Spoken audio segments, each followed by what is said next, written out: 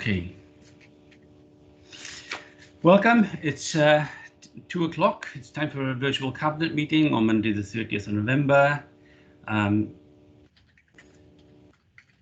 begin with, can I ask if there are any apologies for absence? I think they are looking at the screens. There are none.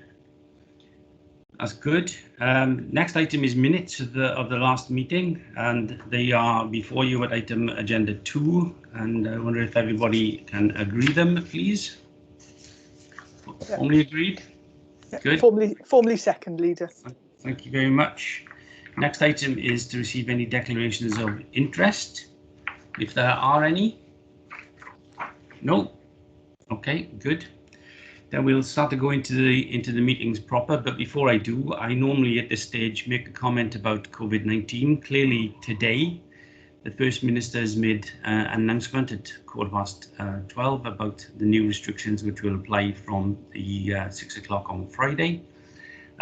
Clearly things are going in the wrong direction in terms of the pandemic, particularly in some other areas rather than ours. Maybe still going up in our area, but not as bad as others. So the Welsh Government has taken the decision they have, and I hope the people will abide by those restrictions. It will last for 3 weeks until the 17th of December, when there will be another meeting of Cabinet, and the First Minister will make his announcements then. But in the meantime, can I ask you please to stay safe, look after yourselves, take all the precautions, and hopefully, if we all take those precautions and work sensibly and live sensibly, then we can have a good Christmas and we can have less restrictions over Christmas. So, with no other further ado, please be safe, please be careful, and I hope everybody will adhere. Okay, next item is the references. The first reference is from the Environment and Regeneration Scrutiny Committee of the 20th of October. It's in relation to the Vale Glamorgan Gateway WellTag Stage 2 outline business case. They talked about and I think it's important to realise this is the Vale Gateway Station, and it's a WellTag Stage 2 procedure.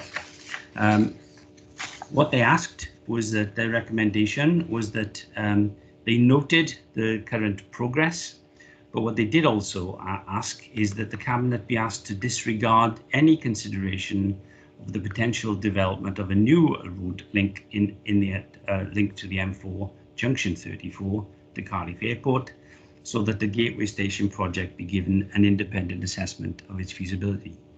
To be honest, I think they have missed the point. Earlier in the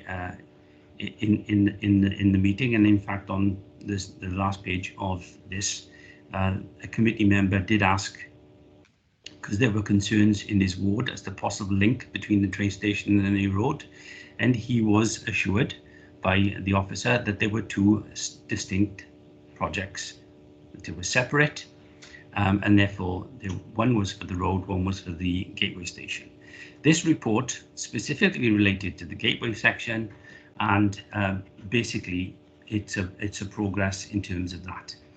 What we've been asked is whether or not we will disregard the road access, which is something we can't do because it's not our process anyway. It's a Welsh Government process, and they are two distinct processes. So to be honest, I can't see how we can accede to their request, because they are two separate and distinct WellTag schemes. I don't know if anyone wants to make any comment. Peter, do you want to make a comment as it's in your portfolio?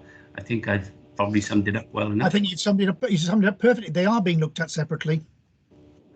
Okay, so in that case, we will note that they've accepted the report, but we do not accede to their second request in their recommendation.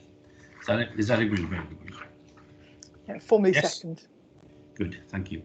Next item is item 5, which is a report from Corporate Performance and Resources in relation to the coronavirus recovery strategy. They had a full report from us, which we passed on to them. We discussed it on the 21st of September. They discussed it in some detail, really, because they talked about things like the town centres. They talked about the fact that we're working towards recovery. One of the things that they said in their recommendations was that the Cabinet be informed of the comments made. One is that they supported given to businesses, which is something we projected in our report and our recovery strategy, so they're supporting that. One of the things they did also talk about is the need to ensure that the council was upfront as possible with its proposals and having regard to matters of equality. And to be quite honest with you, I'm not really sure where that came from within the report. I've read it. I've read the reference back, and basically, as far as I'm concerned, we have issued grants with the help of money from Welsh Government, and we have issued it to as many businesses as we possibly can, which meet the criteria. I don't, unless anybody else can see where this came from, I don't understand where they think that we are not assessing the situation, and that we are as upfront as we possibly can. This report is full, frank, and very, very full, and I don't think there are any inequalities within it. Unless anybody thinks there is, please tell me. I think we have been as helpful and as upfront as we possibly can. So basically, they wanted to note the support given, and that the other thing is that members be updated as soon as possible on any proposals. And indeed, that is what we are doing, and is what we have done on a regular basis, either through Cabinet or in reports to all members, which go out on a regular basis, or alternatively by discussion and scrutiny. So as far as I'm concerned, we are being upfront, as open as possible, and being as having as much equality as we possibly can within the schemes that are being dealt with. I don't know if anybody else got any comments. Do you agree with that? Yes. Good, thank you. Formally second. Thank you very much. The next item is item 6, which is a reference from the Democratic Services Committee, which deals with the reimbursement of costs of care. This is something which came from the Independent Remuneration Panel for Wales. Basically, it's in relation to members who have caring responsibilities. It's something which they had in place. They basically want us to ensure that it's in place. We do currently have a draft in place. We've formally registered. We recognise the situation. The recommendation in the report was that the report be noted, and that the draft claims and receipt forms for the reimbursement of costs of care be approved for use, and they're sending it to us for endorsement, which I will fully endorse. Basically, it says that if any member has any caring responsibilities, then they are entitled to be reimbursed, and it tells you what the reimbursement would be. It's a reimbursement if it's a formal registered with the Care Inspectorate of Wales, the care cost being reimbursed in full. If it's an informal and unregistered care cost, then there would be reimbursement up to a maximum of the real living wage. And basically, you still have to fill in the forms and make the requisite requests. But I think it is only care, only right and proper that care provision is considered something which the IRPW discussed last year, something we've taken on board. And basically, I think we need to endorse it and encourage as many people as necessary to use it. I don't know if you've got any comments from that. No. Thank you. The next item is agenda item 7, which is the remote corporate parenting panel minutes. This is a part 1 report. The minutes of the 28th of September are before you. Ben Gray, Councillor Ben Gray, is chairman of our committee. I don't know if you want to make any comments at this time, Ben, but they are for noting at this stage. Yeah, thank you, Leader. Just briefly, we touched upon a few areas in our discussions. There's a continued aim of Welsh Government to reduce the number of children looked after. We reflected on those plans and how they've been affected by COVID-19. And we also looked at attainment of the end of Key Stage 4 for a number of our children looked after. Obviously, as those include personal details or certainly information that could identify individuals. That's why we consider part of these minutes under part 2. But so I'd ask Cabinet to note the work the panel's done in these minutes at part 1. Okay, I'll second that. Is that agreed? Yes. Good, thank you. The next item is agenda item 8, which is minutes of the Cardiff Capital Region Cabinet of the 19th of October. The minutes are before you. Basically, they went through lots of information in relation to evaluation and evolution in terms of the Regional Economic Growth Partnership. It also talked about rebuilding local wealth post-COVID-19. It talked about strength in places in the report, and there were some other issues in terms of that, which some of which were confidential under part 2 because they dealt with personal details and financial details of companies that we were dealing with. But basically, they are for noting and for your information. So I will move that they are noted.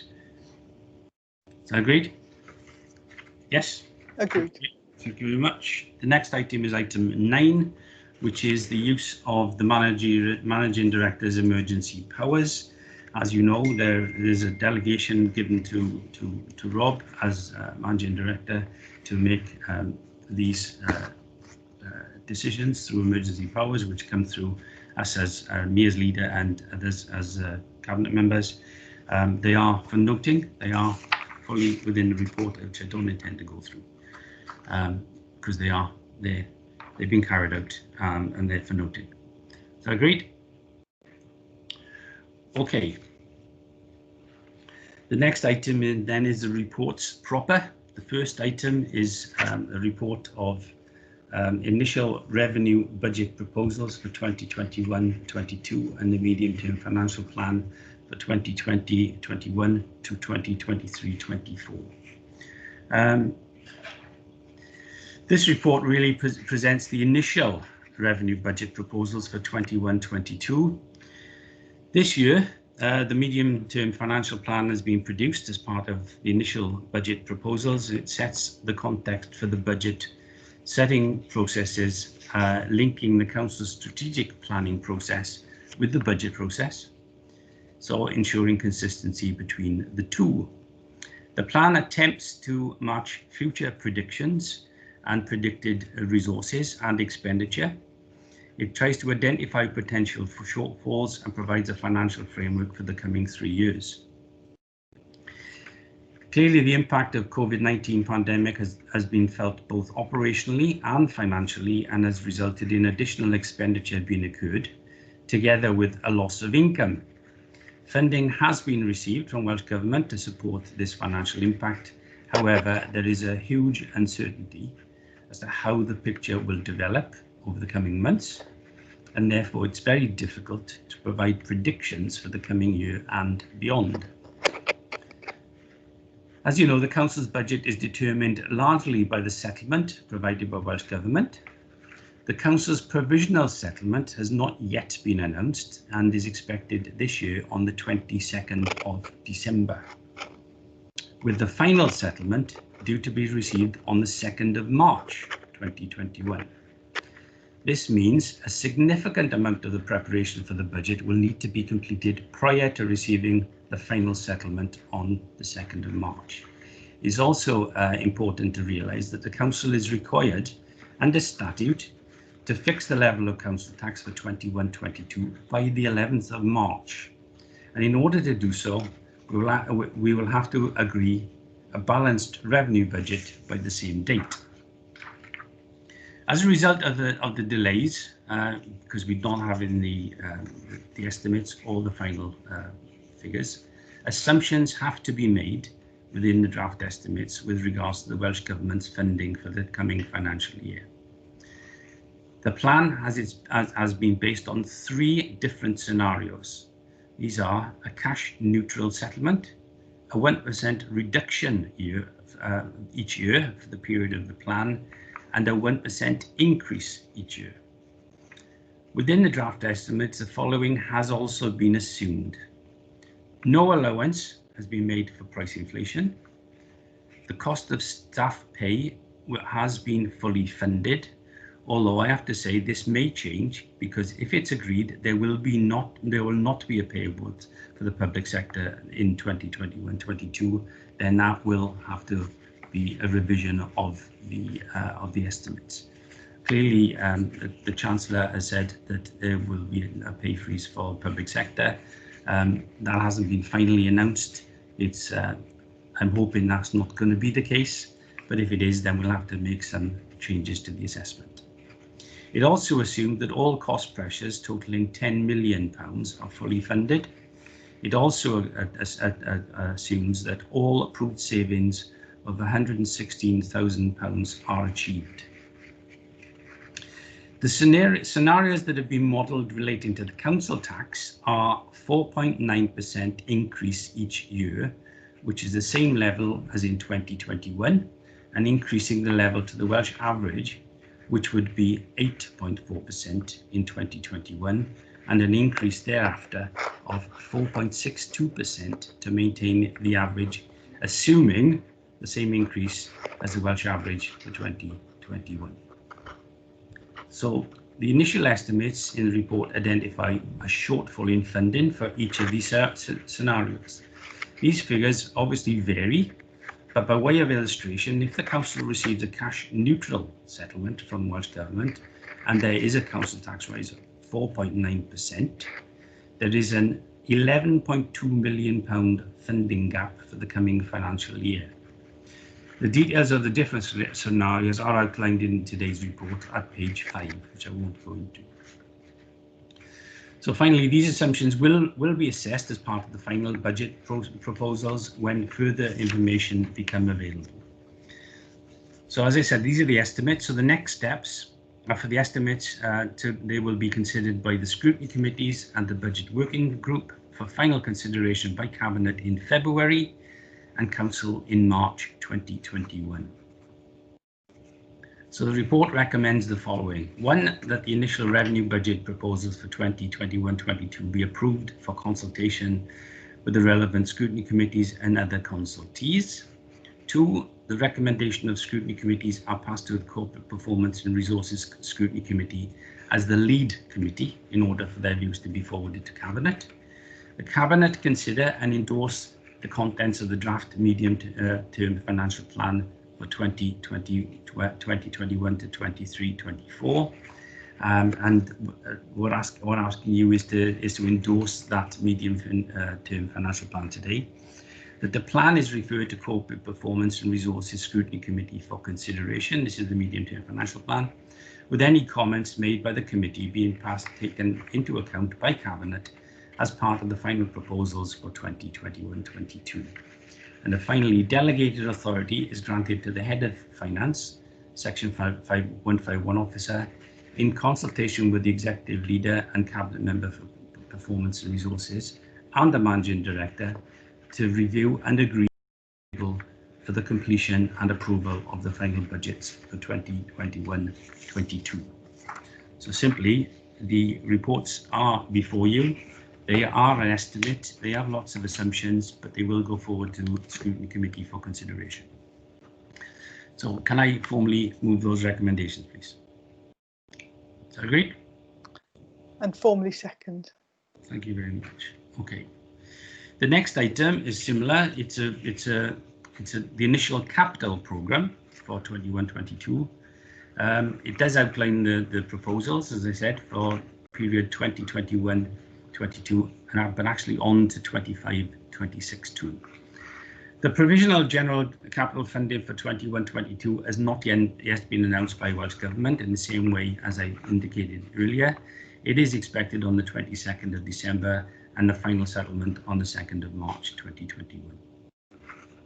From 21-22 onwards, no further indication of additional funding has been received from Welsh Government, therefore the level of capital funding included in this report has reverted back to the same level as set out in the 2018-2019 provisional state settlement, and will then remain constant for the remainder of the period of this programme.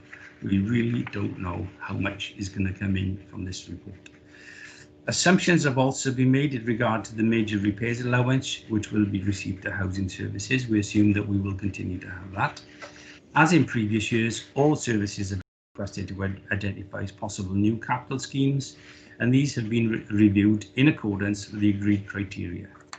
All the capital bids received total £8.586 million in 21-22 and £20.506 million over the 5-year period. The bids are all shown in Appendix 2 to the report. As the draft settlement has not been confirmed, no new schemes have been approved for inclusion in the capital programme at this stage because there is considerable uncertainty. A further assessment will obviously be carried out by the Budget Working Group once the level of funding is known and consultation has taken place. What this report also does is outlines the 5-year school investment programme as part of the 21st Century School Programme. This programme totals £65.6 million for the coming 3 years, a massive amount, and the full value of the Band B programme is £135 million. There's also a predicted spend on housing improvement is £35 million in 21-22, and the report details how these two programmes will be funded, including assumptions made in regarding to the use of earmarked reserves.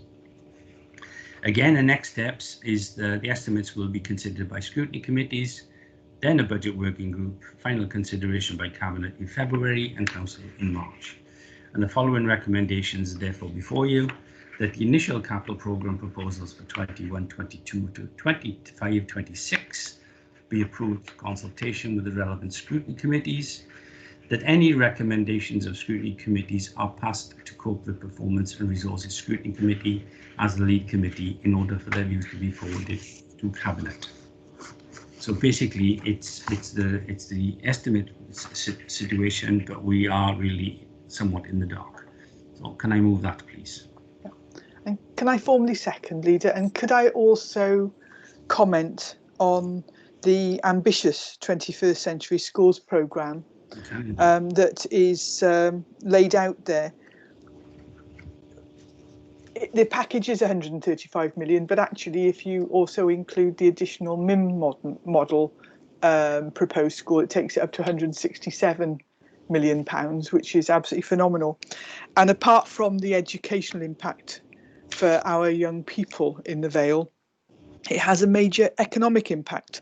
We heard recently the community benefit side of the 21st Century School programme, and recently with the 3 primary schools that we are currently planning have already started, there are opportunities for local businesses in all sorts of things, from blinds, ceramic tiling, painting and decorating, signs, landscape. These are all things that are being tendered currently. And with the community benefits programme delivering over 50% of procurement spend coming from the local postcode, that has a huge benefit, particularly in these difficult times for our local businesses. So I think that's still a major step, but hopefully the capital budget going forward will be agreed for other procurement items, although I know that it continues to be difficult times at the moment. Absolutely. I think it's a massive package, and everybody needs to be congratulated on it, and I hope that this will continue in the same vein. Okay, any other comments? Otherwise, agreed, go forward. Then in terms of the rest of the budget, there's an initial housing revenue account budget proposals for 21-22. This report presents the amended budget for the housing revenue account for 2021-22 and the initial budget proposals for 21-22. As you know, each local housing authority is required to set a budget for their housing revenue account on an annual basis. The budget must be set so that the sum held in a housing revenue account reserve at the year end is not in a deficit position. The budget must be reviewed during the year and appropriate steps taken if the HRA reserve is heading for deficit. The report details that the budget for 2021 has been reviewed and the position has changed, resulting in the likely outturn for the year being an adverse variance of £7.058 million. Sounds a lot, but the main reasons for the change are the provision of bad debts has been reduced based on forecast rents arrears to the 31st of March 2021, which includes an assessment for the impact of COVID-19. There's been a reduction in the repairs and maintenance budget, which has been impacted by COVID-19. There's also been a reduction in the capital financing costs as a result of lower level borrowing required to fund the capital programme. We funded it ourselves in essence. Work on the digital programme is now expected to take place in 2021 and therefore will be underspent this year. And again, that has been a result of things that have been happening in terms of COVID. The level of capital expenditure to be financed from revenue has been increased in the year as monies from the HR reserve are being used to fund some of the capital expenditure. As I said, there's been less borrowing. This has reduced the amount of money borrowed to fund the HRA capital programme. So therefore, the initial budget for 21-22 has been drafted and is outlined in the report. The estimates will be subject to review once the guidance has been received from Welsh Government and with regard to the setting of rents. There is an estimate in there in terms of rents. It's assumed at 2.7%, but as yet Welsh Government has not told us. So the estimates for 21-22 is that there will be a small surplus of £25,000, and the details of that budget are contained in Appendix 1 to the report. So the next steps the estimates will now be referred to the Scrutiny Committee for consideration. The comments will be considered by Corporate Performance as the lead committee. The Budget Working Group will look at it. Cabinet and Council will consider the final proposals in February and in March respectively. Therefore, it is recommended that the amended Housing Revenue Account budget for 2021 as set out in Appendix 1 be approved and submitted to the Homes and Safe Communities Scrutiny Committee for consideration to provide a context to Recommendation 2. And Recommendation 2 says that the initial housing account budget proposal for 21-22 be approved for consultation with the Homes and Safe Communities Scrutiny Committee being the relevant committee. The recommendations of the Home and Safe Communities Scrutiny Committee are passed to Corporate Performance and Resources Scrutiny Committee as the lead committee in order for their views to be forwarded to Cabinet. In terms of the fourth recommendation, the increase for rents and other services are subject to a further report to Cabinet as soon as the information is available from the Welsh Government. As I said, currently there are estimates in the report. I don't know if anybody's going to make any comments in relation to that, but clearly things changed during the year due to COVID-19, and there's the proposals that are there for you to consider. So can I formally move, please? And formally second, Leader. Thank you very much. No other comments? Good. Okay. I know it's very dry. I'm terribly sorry. The next item is item 13, which is the Treasury Management Mid-Year Report. The report before you is the mid-year report regarding Treasury Management activity for the financial year 2021. The report details a range of external influences that have impacted on the Treasury Management activity of the Council, which include, surprise, surprise, COVID-19 has impacted on all economies across the world this year. Whilst many saw an upturn in their economic activity during the second quarter of this financial year, many have seen that recovery slow as the second waves of COVID-19 have been experienced around the world. Indeed, in the UK, a large fall in the GDP has been experienced with an increase in unemployment, as we've probably seen. It's therefore anticipated that the economic recovery will be slow and may take a number of years to recover.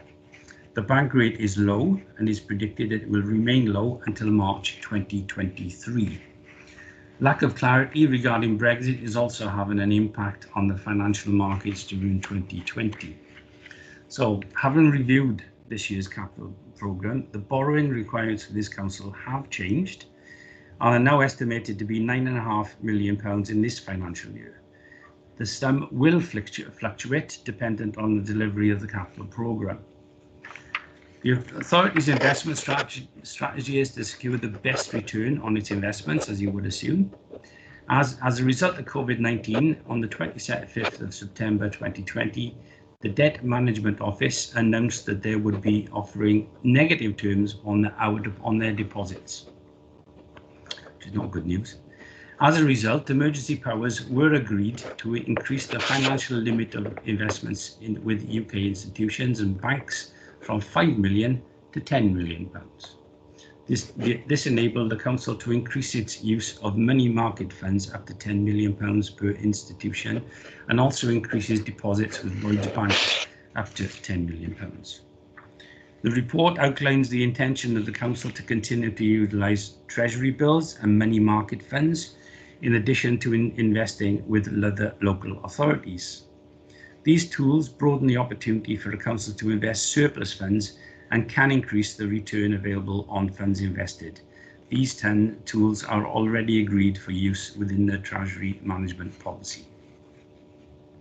In terms of the policy itself, the Treasury management strategy for the year established a range of indicators, and the report details that these have all been met in the first 6 months to the end of September, and the report also confirms that all Treasury management activity has complied with the approved Treasury management strategy, the CIPFA code of practice, and all relevant legislative provisions. So the recommendations of the report is that the Treasury management mid-year report for the period 1st of April to 30th of September 2020 be accepted, be agreed, that the latest Treasury management indicators be agreed and endorsed, that the report be forwarded to the next Corporate Performance and Resources Committee for consideration. 4, that the Cabinet notes the use of the Money Market Fund and Lloyds Bank instant access accounts as investment tools. 5, that the changes in the investments limited be noted and agreed, I would argue. And that 6, that the report be forwarded to Council for approval. It is something we have to do. It has to go to Council, but it has to come here first. So can I formally move, please? Formally second, Leader. Thank you very much.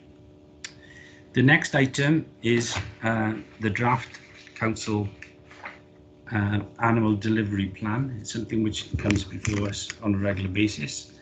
The report sets out how the draft delivery plan has been developed, the proposed consultation, and the timetable for the plan.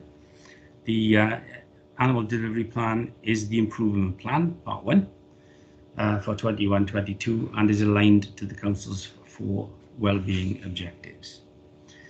It details the activities will be taken during the year within the context of the current COVID-19 pandemic and the Council's recovery strategy. The commitments will be reflected in the annual service plans together with the service improvement targets.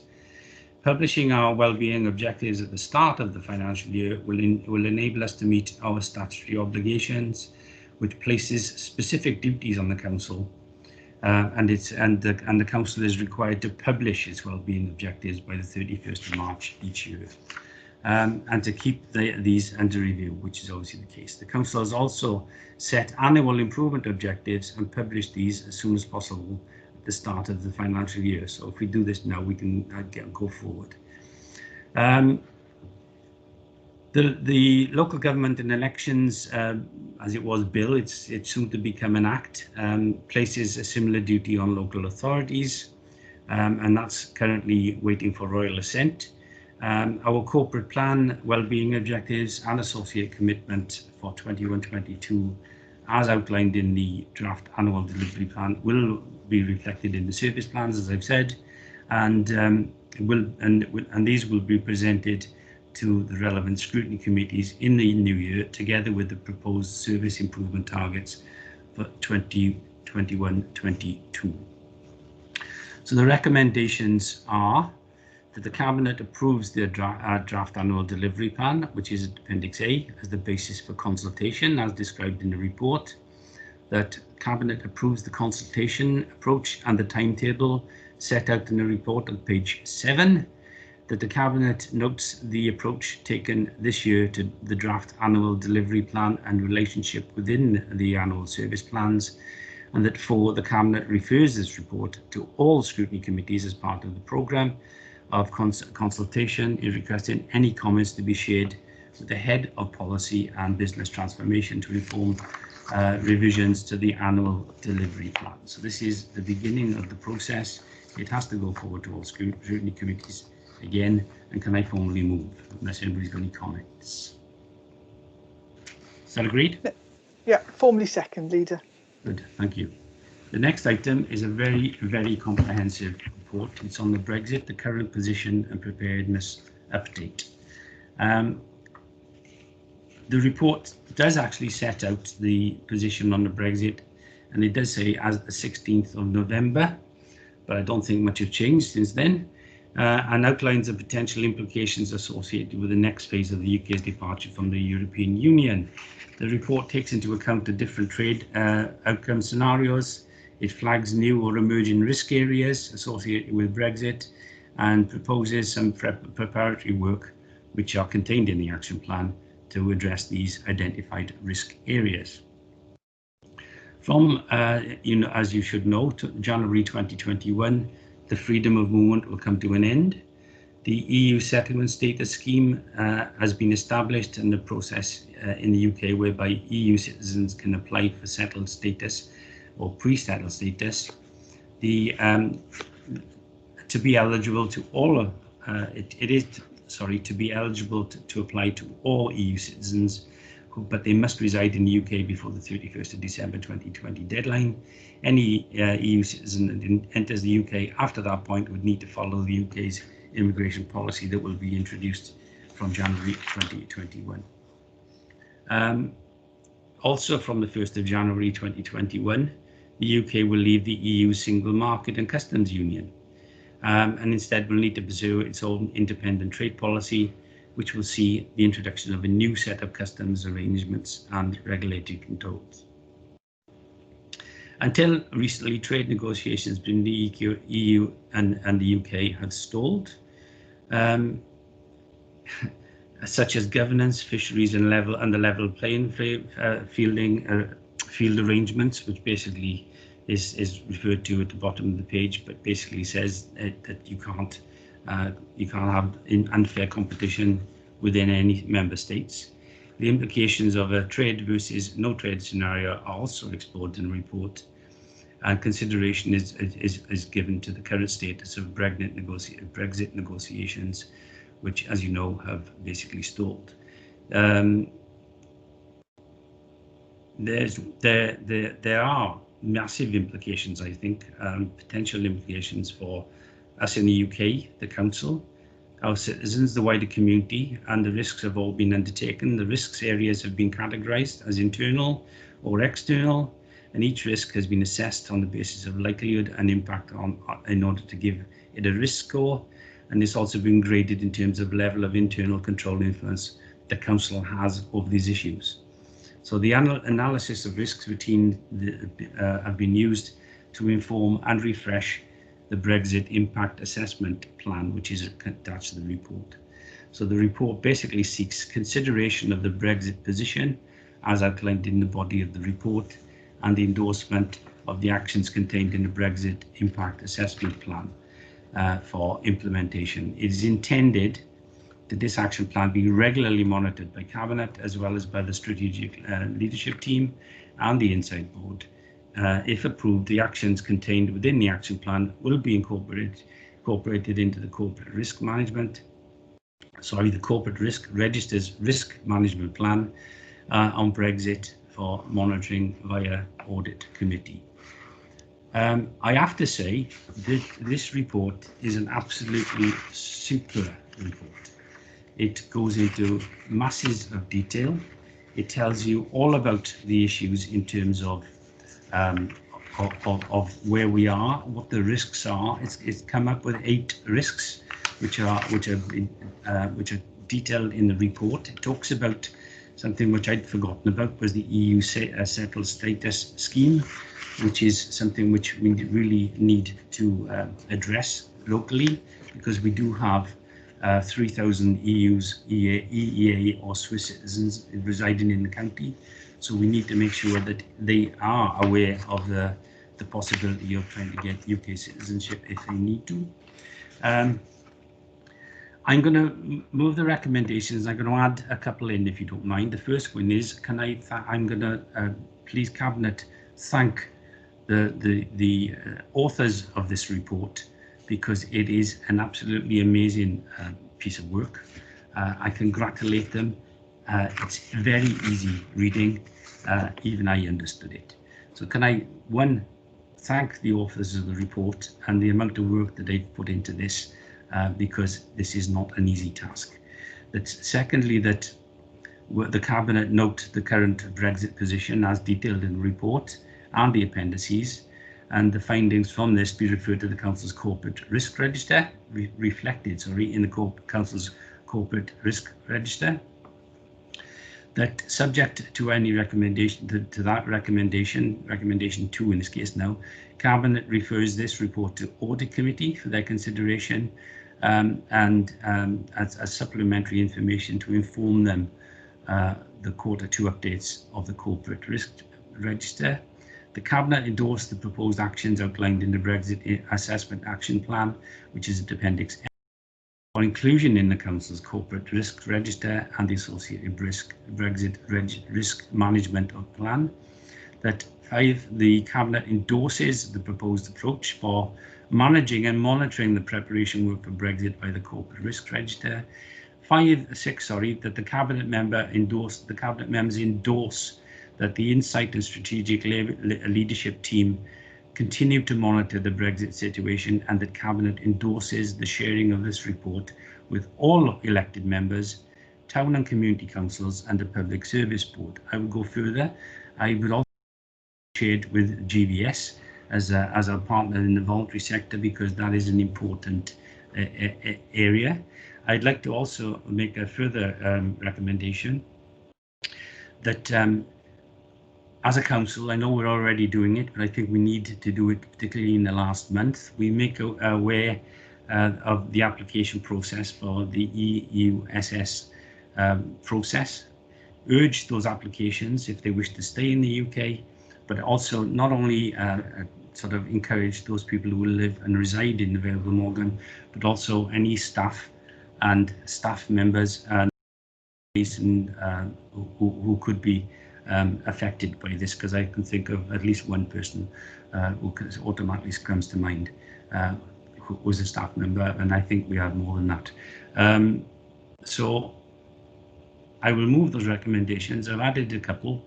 One is that we thank the staff for producing the report.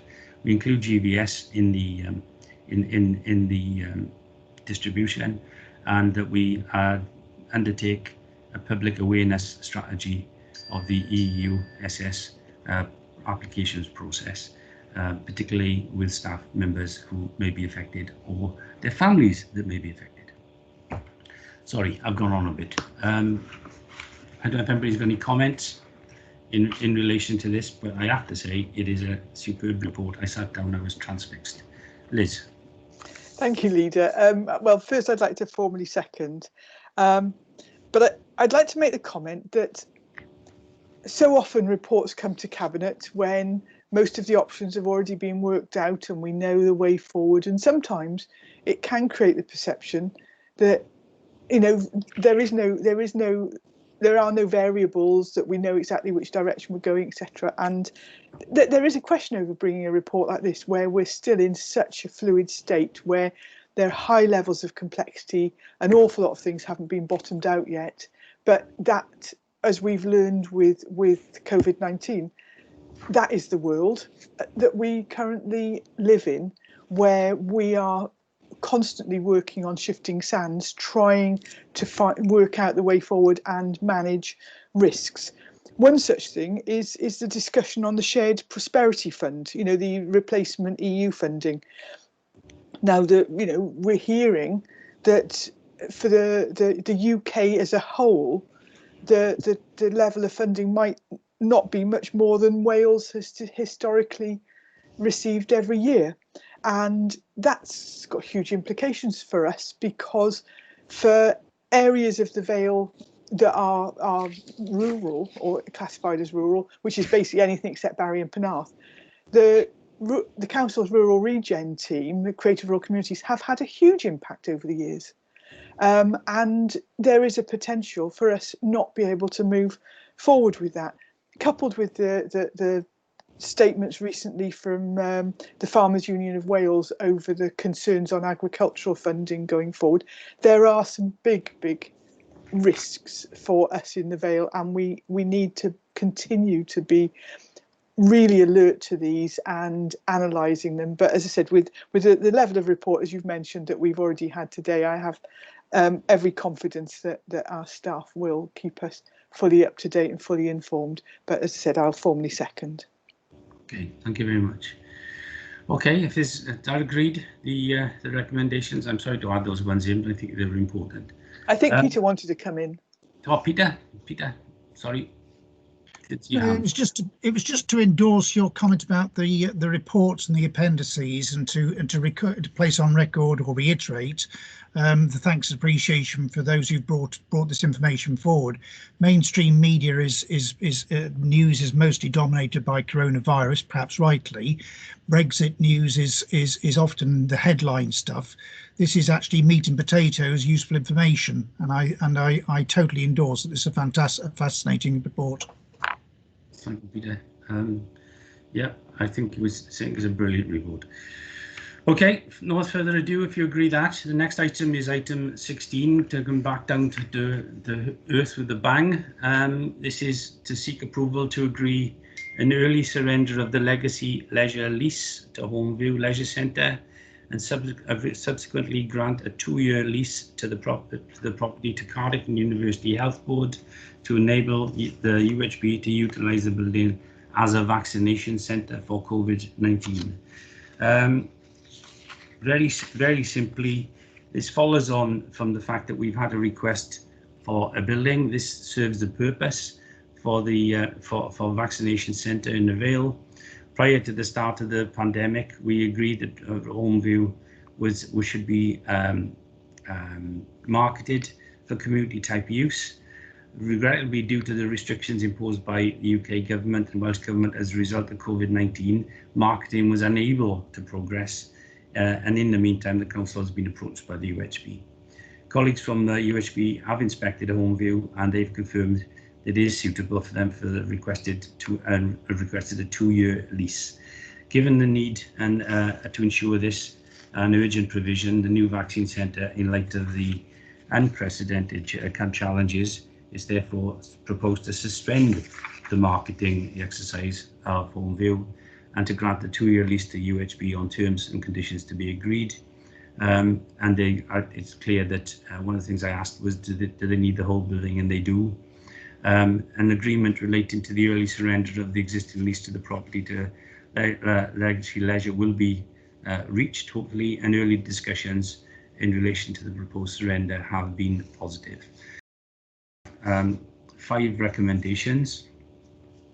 The Director of Environment and Housing Services, in consultation with the Head of Finance, Section 151 Officer, the Monitoring Officer, Head of Legal, and the Democratic Services, negotiate the surrender of the current lease on Homeview, currently with Legacy Leisure, and the proposed new lease to the UHB. That the Director of Environment and Housing Services, in consultation with the Head of Finance, Section 151 Officer, the Monitoring Officer, stroke Head of Legal and Democratic Services, and the Executive Leader, be authorised to grant a 2-year lease with break clauses of Homeview Leisure Centre to the UHB for the use of a vaccination centre and other associated uses, subject to recommendation 1 above. That the Monitoring Officer, Head of Legal Democratic Services, be authorised to complete all necessary documentation to effect the surrender of the existing legacy lease and to complete the new lease with the UHB. 4, that the marketing of the building be recommenced during 2021 to allow sufficient time for bids proposed to be considered and a successful bidder confirmed, ensuring that the building is beneficially occupied as soon as possible after the UHB lease expires, the urgency procedures as set out in 1414 of the Council's Constitution be used in respect of the recommendations 1 to 4 above. Quite simply, we need a vaccination centre. This has been established at it, and we'll go forward with that. Clearly, vaccinations I can't see vaccinations being received until January probably, but at least we'll have this in place, ready for when it is. And as my understanding is that there will be a vaccination centre where you will go there by appointment. So clearly it won't be one where everybody turns up en masse, as far as I'm aware. Clearly that wouldn't be good. So can I move the recommendations, please? Can I formally second? And I think Ben wants to speak. Thank you, Ben. There's no hands going up. I'm gone up now. Yeah, I did put it up there. Yeah, thank you, Leader, and I think that we're all grateful that a location in the centre of, or certainly in the centre of our population, can be found to offer this facility and this way out of our current situation. I understand the modelling as laid out in the report, and also some of the briefings around this. Sees there being 3 across the Cardiff and Vale Health Board area. I understand from working with colleagues at the UHB that we're going to be in a strong position in terms of the organisation for that, for getting people's information there.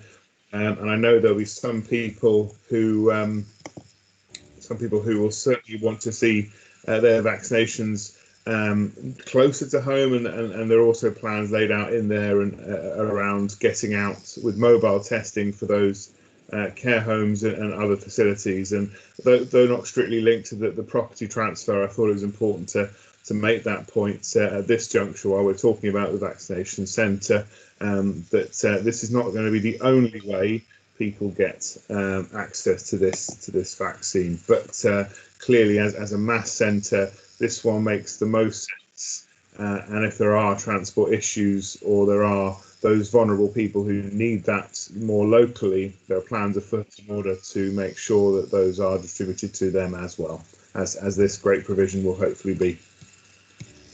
Okay. If there's no one else, can we agree those recommendations? Okay.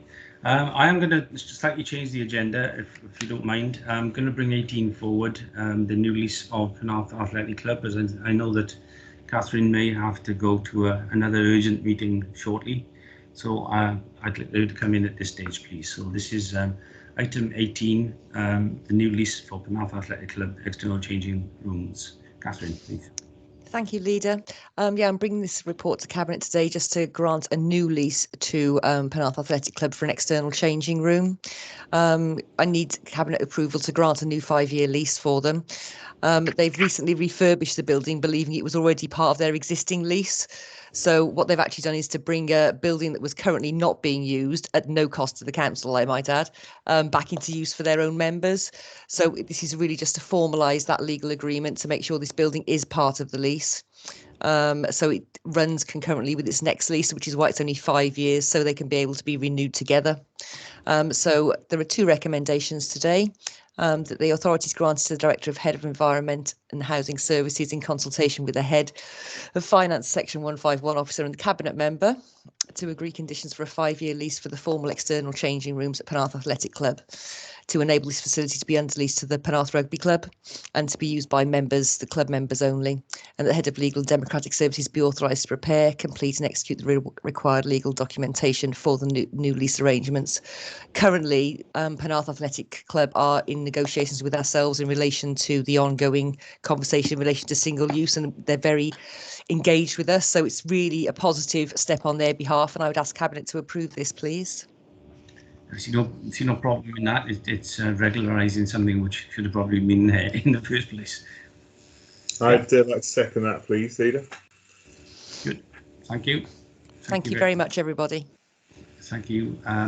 There's no other issues. Then we'll go back to item 17, which is Homes and Safe Communities, local housing market assessment, and it's just a request to the adoption of the 2019 local housing market assessment. I think, Margaret, please.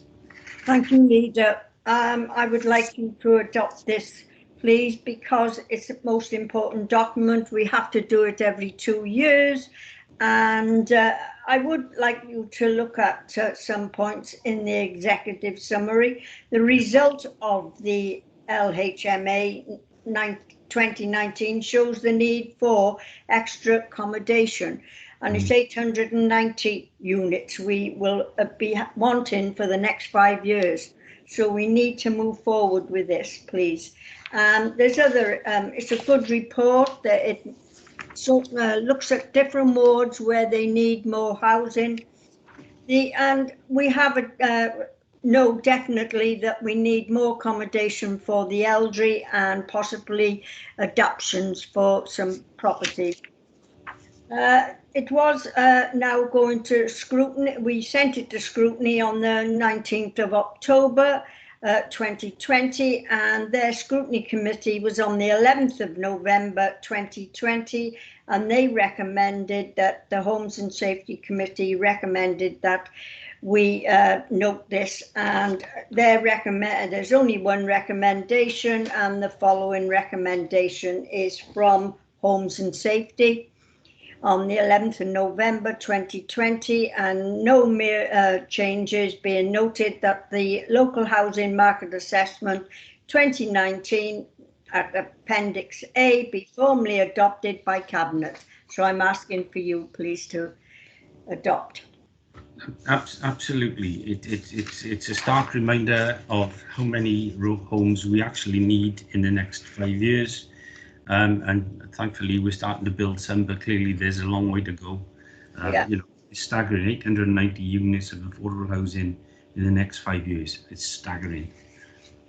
Okay, good. I will formally second that. Liz, do you want to come in? I just wanted to say that isn't that 890 per year? Per year, yes. For the next 5 years. Per year for the next 5 years. I mean, 890 in the next 5 years is bad enough, but 890 a year shows the level of need within the Vale. Yeah, you're right. You're absolutely spot on. Sorry. Yeah, that's it's just outstanding. It's just mind-boggling, isn't it? it is. So we've got to get on with it. We've got to try and do as best we can, working either by building our own, working with the other house builders, or getting private sector involved in other ways. So we just got to work with the housing associations as well. Yeah, absolutely. Okay, thank you for that. If we all agree that, next item is item 19, which is Ogmore by Sea car parks. Is to provide an update on the car parks in Ogmore by Sea and to secure improvements for their operation. Peter, I think this one's yours. It's a part 1 report. I think it's a part 2 report too. You're on mute, Peter. You're on mute. It happens to everybody at least. I know. Thank you, Leader Chair. I would like to say that this report is actually the culmination of a few years hard work with the Community Council, local representatives, residents and commoners, and not because of a single incident last summer. It is fair to say that that incident did focus minds.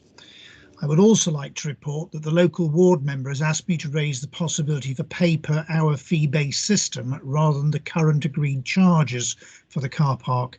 However, I would say that now is not the time for that.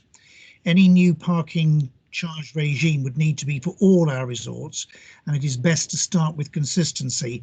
However, our long-term aspiration is for automatic number plate recognition, which would allow charging commensurate with lengths of stay. So I hope that Councillor Edwards accepts that we have considered this request and understands why we are rejecting it for now, and I ask you to accept the recommendations as published.